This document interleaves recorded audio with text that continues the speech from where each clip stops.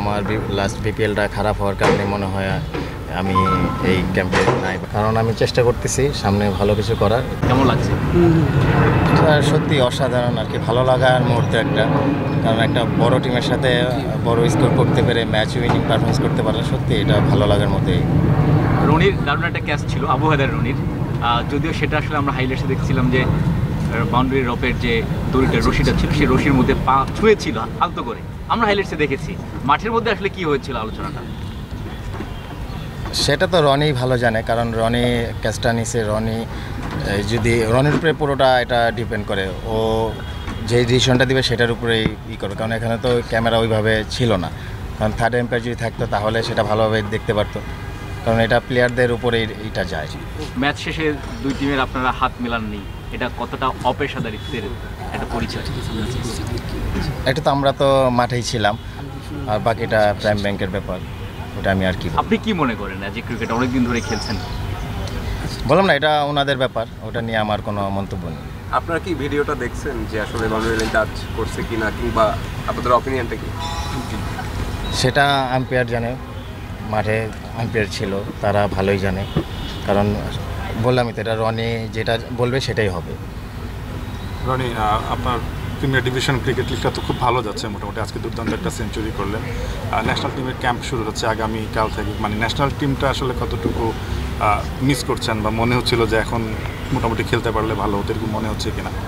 হ্যাঁ, সেটা তো অবশ্যই, এটা মিস করার মতো ব্যাপার, কারণ আমি যদি বিপিএলটা ভালো খেলতাম তাহলে মনে হয় এই জিনিসটা হতো না, কারণ আমার বিপিএলটা ভালো যায়নি ওভারঅল। কারণ চেষ্টা করতেছি আবার নিজেকে ওই রেডি করতে, যেন ফিউচারে যেন ভালো কিছু করা যায়। একটা বিপিএল খারাপ করে দল থেকে বাদ পড়তে হলো রনি ভাই, মানে এই বিষয়টা বলবেন যে একটু খারাপ লাগে কিনা? কারণ বিপিএল খারাপ করলো, ডিপিএল মোটামুটি রান আজকে ম্যাচে হাই স্কোর করছেন, তারপরে যখন সামনে বিশ্বকাপ রয়েছে একটা। দেখেন, প্লেয়ারদের খারাপ ভালো যাবে এটাই স্বাভাবিক, কারণ আমি চেষ্টা করতেছি সামনে ভালো কিছু করার, যদি ভালো কিছু কন্টিনিউ করতে পারি সেটা সুযোগ আবারও আসতে পারে। আজকের ম্যাচের আগে 12টা ম্যাচ খেলেছেন, 2টা মাত্র 50 ছিল, একটা 92 নট আউট যদি ভুল না করে থাকি। জাতীয় দলের প্রাথমিক ক্যাম্প থেকে বাদ পড়ার পরে কি সেই মেজাজটাকে একটু তাতিয়ে উঠেছিল কিনা যে এটার একটু প্রতিশোধ নেই? না না, এমন কোনো কিছুই না, কারণ আমি যেখানেই খেলি ভালো খেলার চেষ্টা করি, আর আমার টার্গেট থাকে যেন আমি ম্যাচ উইনিং পারফরমেন্স করতে পারি, তো এটাই আমার কাজ। কি মনে হয় যে আজকের ইনিংসটা কি একটু বড্ড দেরি হয়ে গেছে? এই ইনিংসটা হয়তো আরও 2-1টা ম্যাচ আগে হলে হয়তো প্রাথমিক দলে সুযোগ হতে পারতো। সৃষ্টিকর্তা এখানেই আমার এটা লিখে রাখছে, এই জন্য ওনার আশীর্বাদে এটা হয়েছে। রনি, মিরাজ তো দারুণ একটা ইনিংস খেললো, আসলে তার ইনিংসটা আপনি দেখেছেন। মিরাজ আসলে টি20 স্কোয়াডে নেই, মিরাজের ইনিংসটা আসলে কীভাবে মূল্যায়ন করবেন?